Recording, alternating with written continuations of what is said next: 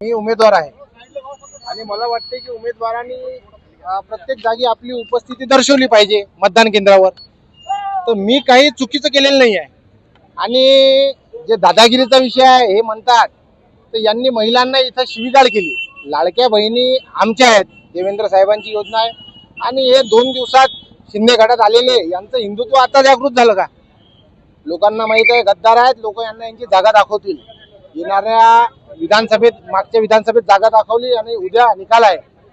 आणि मेरे को ये लगता है कि अपनी यहाँ की जनता पूरे विश्वास के साथ में हमारे साथ खड़ी है और उसका जवाब इनको कल मिल जाएगा. इनकी जो दादागिरी है कल खत्म हो जाएगी.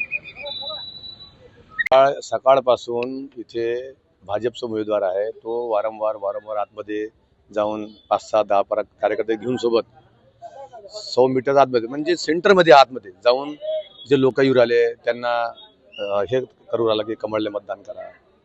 हे सकाळपासून चालू आहे. आम्ही 2-3 वेळा साहेबाला फोन लावला, साहेब की आतमध्ये कोणी थांबायला पाहिजे, हे नियम आहे त्याचा, किती वेळ थांबायला पाहिजे आणि ते आतमध्ये प्रचार करता येत नाही, हा नियम आहे त्याचा.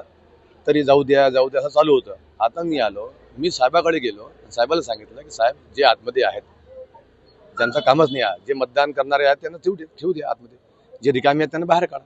मग त्याला झोंबलं, त्याच्यामुळे तिथे त्यांनी आमच्यासोबत वाद केला. बाकी काही विषय नाही. बस त्यांनी आपल्यासोबत वाद केला, डिपार्टमेंटवाले आले ते नाही. आता तक्रार करायचा विषय तिथे विषय संपला. ते आता मागणी काय नाही, मागणी नाही, नियम जे आहे त्याचा नियमचं पालन झालं पाहिजे.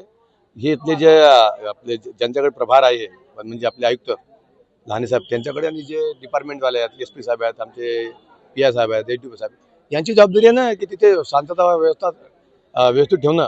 कारण की सकाळपासून तेच चालू आहे. आम्ही तुम्ही माझा मोबाईल पहा की मी कंटिन्यू सकाळपासून किती वेळा फोन लावलेला यांना, या लोकांना डिपार्टमेंटने किती फोन लावला आतापर्यंत.